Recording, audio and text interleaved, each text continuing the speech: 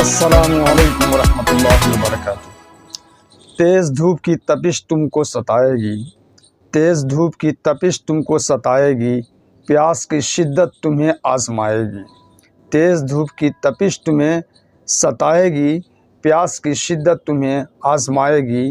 روزے داروں تم ہر حال میں صبر رکھنا، روزے داروں تم ہر حال میں صبر رکھنا، آزمائش تمہیں جنت میں لے جائے گی۔ السلام علیکم ورحمۃ اللہ وبرکاتہ۔ کیسے ہیں آپ سب؟ امید کرتا ہوں آپ سب خیریت سے ہوں گے۔ دوستو، جیسا کہ ہم سب جانتے ہیں کہ رمضان شریف کا مہینہ چل رہا ہے۔ رمضان نام لیتے ہی پتہ چلتا ہے کہ یہ رمضان اللہ رب العزت نے ہم سب کے لیے خاص بنایا ہے، اور یہ مہینہ اللہ رب العزت کا مہینہ ہے۔ جیسا کہ ہم سب جانتے ہیں کہ رمضان کے 3 عشرے ہوتے ہیں۔ پہلا عشرہ رحمت، دوسرا مغفرت، تیسرا خلاصی نار۔ پہلا 10 دن رحمت، دوسرا 10 دن مغفرت، تیسرا 10 دن خلاصی نار۔ اللہ رب العزت نے روزہ داروں کے لیے بہت خاص انعام و اکرام رکھا ہے۔ جنت میں اس کے بہت سارے مقامات ہیں۔ میں بتانا آپ کو چاہتا ہوں کہ جنت میں 8 دروازے ہیں۔ 8 دروازوں میں سے ایک دروازہ خاص طور سے ایسا ہے جو روزہ داروں کے لیے ہے، جس کا نام ریان ہے۔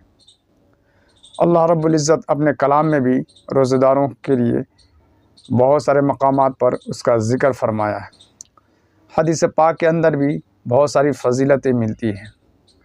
حضور پاک صلی اللہ علیہ وسلم نے فرمایا کہ 5 چیزیں ایسی ہیں جو اور پچھلی امتوں کو حاصل نہیں تھی۔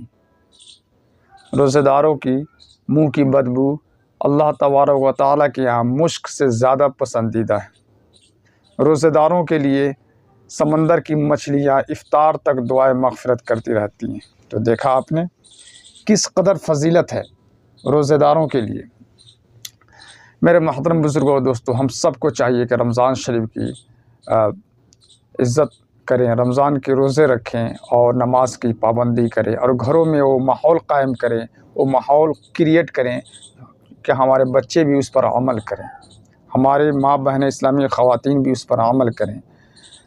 دوستو، اس ویڈیو کو زیادہ سے زیادہ دوسروں تک ضرور شیئر کریں ثواب کی نیت سے۔ ہو سکتا ہے کہ ہم میں سے کوئی عمل کر لے تو ہمارے لیے بھی اور ان کے لیے بھی بخشش کا ذریعہ ہو سکتا ہے۔ اس لیے ثواب کی نیت سے آپ ضرور دوسروں تک شیئر کریں۔ میں بتانا یہ چاہ رہا ہوں کہ جس طرح یہ رمضان ہم سب کے زندگی میں کیا ایک مہمان بن کر کے آیا ہے۔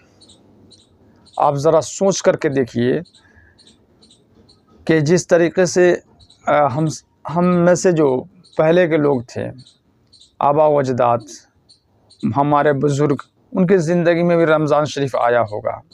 ان میں بھی کچھ لوگ روزے رکھے ہوں گے، کچھ لوگ نہیں رکھے ہوں گے۔ آج وہ ہمارے بیچ نہیں ہیں، وہ وقت بھی نہیں ہے، وہ وقت بھی نہیں ہے۔ تو یہ وہ مہینہ ہے جس میں ہم زیادہ سے زیادہ ثواب کو لوٹ سکتے ہیں، ثواب کو حاصل کر سکتے ہیں۔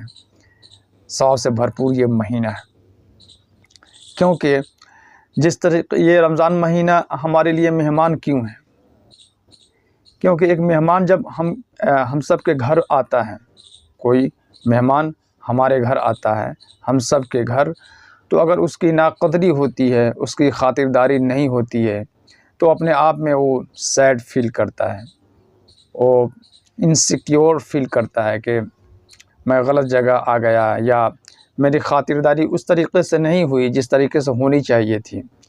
میں فلاں جگہ گیا تھا، کہیں اپنے فرینڈ میں، اپنے سرکل میں، اپنے دوست و احباب کے پاس وہ اس بات کو شیئر کرتے ہیں میں فلاں جگہ گیا تھا، مگر اس نے میری عزت نہیں کی، اس نے میری خاطرداری نہیں کی، اور اس کو اپنے آپ میں شیم فل محسوس ہوتا ہے، شرمندگی محسوس ہوتی ہے، وہ شکایت کرتا ہے جگہ جگہ۔